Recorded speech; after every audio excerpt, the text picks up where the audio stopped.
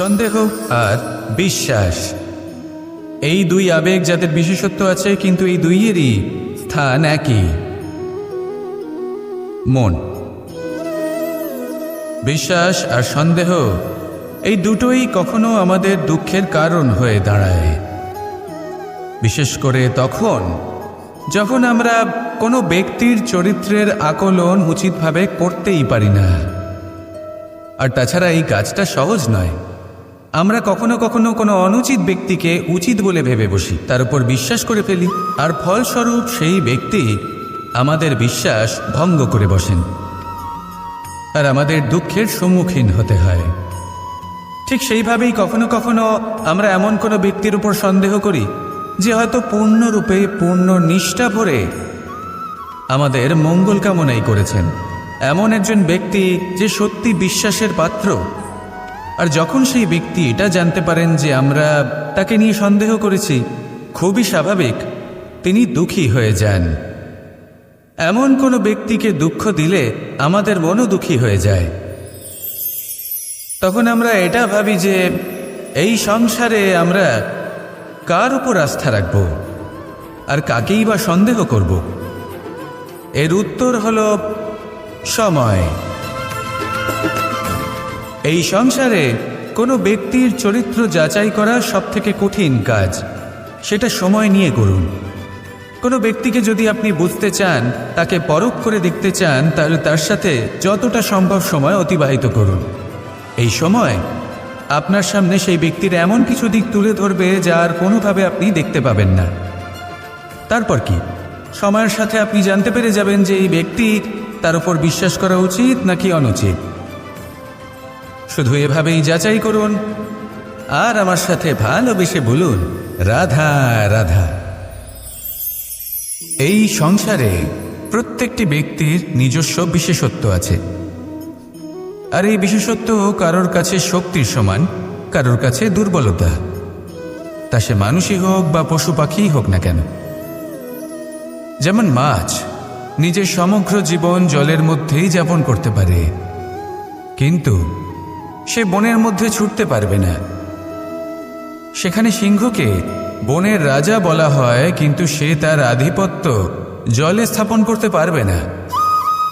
যদি এই সিংহ মাছকে এই প্রতিস্পর্ধা জানায় যে তুমি বনের মধ্যে এসে আমার সম্মুখীন হও, তাহলে সেটা অনুচিত হবে। সেটা মাছের দুর্বলতা নিয়ে উপহাস করার মতোই হবে।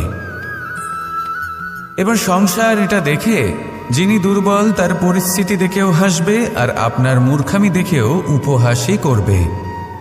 সেই জন্য নিজের জীবনে সব সময় যদি নিজের তুলনা করতে হয়, তাহলে সেই ব্যক্তির সাথে করুন যে বল, স্থান এবং ধন, এই তিন দিকে আপনার সমতুল্য, কারণ সেক্ষেত্রে দুজনেই উচিত শিক্ষা লাভ করবেন।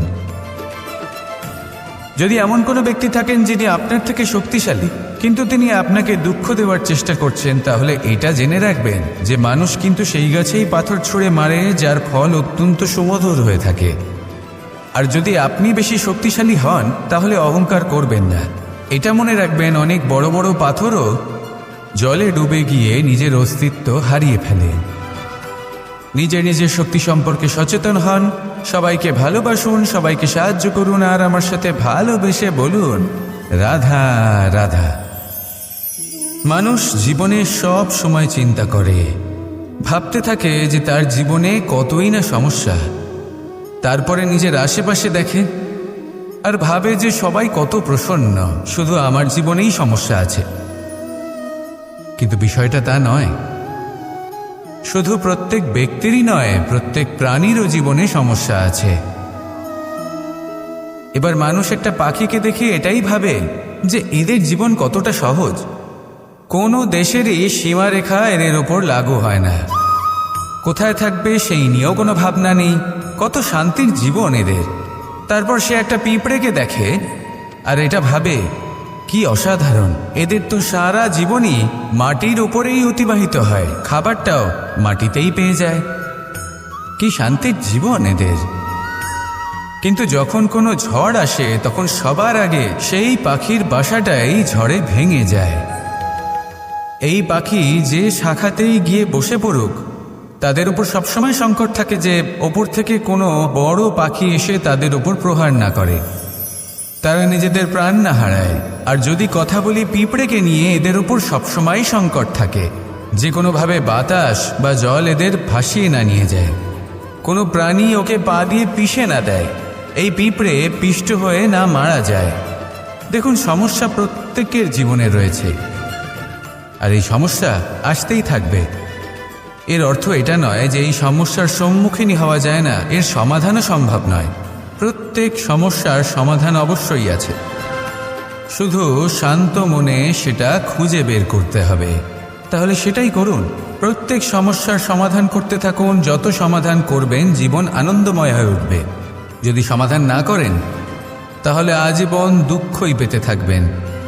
আসুন আমার সাথে ভালোবেসে বলুন, রাধা রাধা। এই জীবনে আমরা কখনো না কখনো জয়ী হয়েছি, আবার কখনো পরাজয়েরও সম্মুখীন হয়েছি। কিন্তু একটা কথা বোঝা খুব প্রয়োজনীয়, যখন আমরা বিজয়ী হই তখন অবশ্যই উৎসব পালন করা উচিত, কিন্তু অহংকার করা উচিত নয়। সেখানে যখন আপনি পরাজিত হন তখন বিফল হওয়ার শোক পালন করবেন না। এই মনকে কুণ্ঠিত হতে দেবেন না, মনকে একাগ্রচিত্ত করুন। এই ইতিবাচক মনোভাব নিয়ে অগ্রসর হন। এই ইতিবাচক ভাবনা মনে জাগ্রত করার জন্য প্রথমে এটা বোঝা প্রয়োজনীয় যে ঈশ্বর ভেঙে যাওয়া বস্তুকেও সুন্দরভাবে ব্যবহার করে থাকেন। মেঘ যখন ভেঙে পড়ে তখন আমরা বর্ষাকে পাই, সেই বর্ষা যা এই ধরিত্রীকে শান্ত করে। পাথুরে জমি যখন সেটা ভগ্ন হয় তখন আমরা সমতল ধরিত্রী লাভ করি, ক্ষেত লাভ করি, যার থেকে আমরা সামগ্রী পেতে পারি। যখন একটি বীজ ভগ্ন হয় তখন তার থেকে চারা জন্ম নেয়, যেটা ভবিষ্যতে আমাদের সুস্বাদু ফল দান করে, ফুলও প্রদান করে। তাই জীবনে যদি কখনো আপনার মনে হয় যে আপনি ভেঙে পড়েছেন, তাহলে দুঃখী হওয়ার কোনো প্রয়োজন নেই। আপনাকে শুধু এটা বুঝে নিতে হবে যে ঈশ্বর শীঘ্রই আপনাকে খুব বিশেষ একটা কিছু প্রদান করতে চলেছেন। এই জীবনে ওঠা নামা, জয় পরাজয়, এই সব কিছু আসতে থাকবে, চলেও যাবে। এই সব কিছুর সম্মুখীন হয়ে অগ্রসর হন, কিন্তু মনে ইতিবাচক শক্তি নিয়ে। আসুন আমার সাথে ভালোবেসে বলুন, রাধা রাধা। অনেক সময় পথে চলতে গেলে এই ছোট ছোট কাকড় আমাদের পায়ের তলায় চাপা পড়ে যায়, কিন্তু তাও কখনো এদের অপমান করবেন না। এদের প্রারব্ধকে নিয়ে, এদের ভাগ্যকে নিয়ে, এদের আকারকে নিয়ে কখনো উপহাস করবেন না। ভাবুন, যদি কখনো ঝড় ওঠে আর এই ছোট্ট একটা কাকড় আপনার চোখে ঢুকে যায়, তাহলে কিন্তু সেটা আপনাকে অত্যন্ত কষ্ট দিতে পারে। এরকমই হয় আমাদের জীবনের প্রত্যেকটি ব্যক্তি। কখনো কাউকে অপমান করবেন না, সবসময় সবাইকে সম্মান করুন। যদি আপনি কাউকে অপমান করেন, যদি আপনি কাউকে ছোট অনুভব করান, হতে পারে সময় এলে পরে সেই ব্যক্তিও আপনার শত্রু হয়ে উঠবে, আপনাকে বিকট পরিস্থিতিতে ফেলতে পারে। সেই জন্য কারোর আকার দেখে তাকে সম্মান করবেন না। এই সংসারে সবাইকে সম্মান করুন, সবাইকে ভালোবাসুন, আর আসুন আমার সাথে ভালোবেসে বলুন, রাধা রাধা। এই সংসারে ভৌতিক বস্তুরও নিয়তি আছে। যারাই এই সংসারে আসে বা উৎপন্ন হয় তারা কিছুমাত্র সময় পর্যন্তই এখানে থাকতে পারে, আর তারপরে সেও লুপ্ত হয়ে যায়, অর্থাৎ সে নিজেও এই পঞ্চমহাভূতে সমাহিত হয়ে যায়। আমাদের সাথেও ঠিক এটাই হয়। সেই জন্যই ঈশ্বর দ্বারা প্রদত্ত এই উপহারের বিষয়ে ভাবুন, এই জীবনের বিষয়ে ভাবুন। ঠিক যেমন বিশ্বাস ভঙ্গ হলে কোনো ব্যক্তি আমাদের কাছে অপরিচিত হয়ে যান, ঠিক সেরকমই শেষ নিঃশ্বাস ত্যাগের পর এই শরীরও আমাদের কাছে পরই হয়ে যায়। তাই এই শরীর থাকাকালীন শ্রেষ্ঠভাবে একে সদ্ব্যবহার করুন, এই জীবনে শ্রেষ্ঠ কর্ম করুন। আর এই জীবনকে শ্রেষ্ঠভাবে যাপন করার জন্য কিছু কথা বোঝা প্রয়োজনীয়। যদি আপনি কারোর প্রশংসা করেন তাহলে পূর্ণ হৃদয় দিয়ে করুন।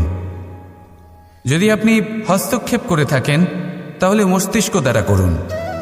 যদি আপনি সমীক্ষা করেন তাহলে বিবেক দ্বারা করুন। যদি আপনি ধন অর্জন করতে চান তাহলে নীতি অনুসারে চলুন। যদি জীবনযাপন করতে চান তাহলে রীতি মেনে করুন। আর যদি ঈশ্বরের ভজন করতে চান তাহলে ভক্তিভাব নিয়ে করুন। শুধু এই কথা মনে রাখবেন যে আপনার এই জীবন কিন্তু অনিশ্চিত কাল পর্যন্তই আছে। কতক্ষণ আছে সেটা কেউ জানে না। তাই কিছু মুহূর্ত যেটা যাপন করতে আমরা এখানে এসেছি সেখানে ক্রোধ, অহংকার, ঈর্ষা, এইসব আবেগের কি গুরুত্ব বলুন তো? এগুলো ত্যাগ করুন। মানুষকে ক্ষমা করতে শিখুন। আস্তে আস্তে বিশ্বাস করতে শিখুন। এই সংসারে নিঃস্বার্থভাবে প্রেম করতে শিখুন আর সবার মধ্যে আনন্দ বিতরণ করুন। তাই এই সব গুণ যদি আপনি আত্মসাৎ করতে পারেন তাহলে আপনার জীবনে শুধু আনন্দ এবং আনন্দই বিরাজমান হবে। আসুন আমার সাথে ভালোবেসে বলুন, রাধা রাধা। জল জলই পৃথিবীতে বেঁচে থাকার জন্য আবশ্যক তো বটেই, কিন্তু এই জল আমাদের একটা অত্যন্ত গুরুত্বপূর্ণ শিক্ষা প্রদান করে। কখনো এই জলকে দেখেছেন? যে পরিস্থিতিতেই এই জল প্রবাহিত হোক না কেন, এর উপর যা কিছুই প্রভাব থাকুক না কেন, এর পথে যতই বাধা আসুক না কেন, তার মধ্যে থেকে ও নিজের পথ ঠিক বের করে নেয়, কিন্তু নিজের প্রবাহ থামতে দেয় না, ক্রমাগত অগ্রসর হতে থাকে। সেরকমই একটা শিক্ষা যেটা আমরা জল থেকে পেয়ে থাকি তা হলো এটা, আমরা যখন জলের দিকে তাকাই তখন আমরা নিজের প্রতিবিম্ব দেখি, স্পষ্টভাবে দেখতে পাই। কিন্তু তখনই দেখতে পাই যখন এই জল শান্ত থাকে, স্থির থাকে। যদি এই জল অশান্ত হয়ে থাকে, স্থির না হয়, তাহলে আমরা এতে নিজের প্রতিবিম্ব দেখতে পাই না। এটাই আমাদের মনের সাথেও হয়ে থাকে। যখনই জীবনে কোনো সংকট আসে, যদি আমরা শান্ত মনে, স্থির মনে সিদ্ধান্ত নিই, তাহলে সেটা এমন একটা শীতল সিদ্ধান্ত হবে যেটা আমাদের ভবিষ্যৎকে একটা শ্রেষ্ঠ স্থানে নিয়ে যাবে।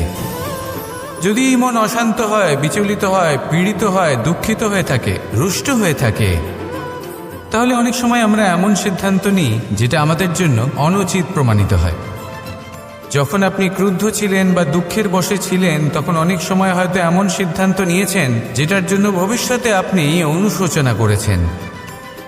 এবার দেখুন, এই আবেগগুলো থেকে আমরা পালাতে পারবো না, কিন্তু এই আবেগগুলো আপনার উপর কতটা প্রভাব ফেলবে সেটা আমরা অবশ্যই ঠিক করতে পারি। এই মনকে আমরা নিয়ন্ত্রণ করতে পারি। এটাই করুন, চিন্তা করুন, এই মনকে শান্ত রাখুন, স্থির হতে চেষ্টা করুন, আর তারপরে সিদ্ধান্ত নিন। আসুন আমার সাথে ভালোবেসে বলুন, রাধা রাধা। আপনি কি কখনো নৌকা যাত্রা করেছেন? করে না থাকলেও নিশ্চয়ই দেখেছেন যে এই জল যা নিজের অন্তরে সব কিছু সমাহিত করে নিতে পারে, এই নৌকা সেই জলের ওপরেই ভেসে থাকে। নদীর স্রোত কাটিয়ে সে সামনে অগ্রসর হয়। কিন্তু যদি এই নৌকায় কোনো ছিদ্র হয়, তাহলে কিন্তু সেই নৌকা ডুবে যাবে। আর এতে কোনো তফাৎ হবে না যে সেই ছিদ্র ছোট নাকি বড়, নৌকা ডুবে যাবে। এই ছিদ্র হলো আমাদের জীবনে আমাদের অপগুণ, আমাদের দোষ, আমাদের বিকার। কখনো এটা ভাববেন না যে এই দোষ খুবই ছোট, হইতে কিছুই যাবে আসবে না। না, সেই ছোট দোষ, সেই ছোট বিকার যদি সেটাকে শুধরে না নেন, তাহলে সেটা আপনাকে আপনার পতনের দিকে নিয়ে যাবে। শেষ পর্যন্ত এটা আপনার উপর নির্ভরশীল যে আপনি কি চান।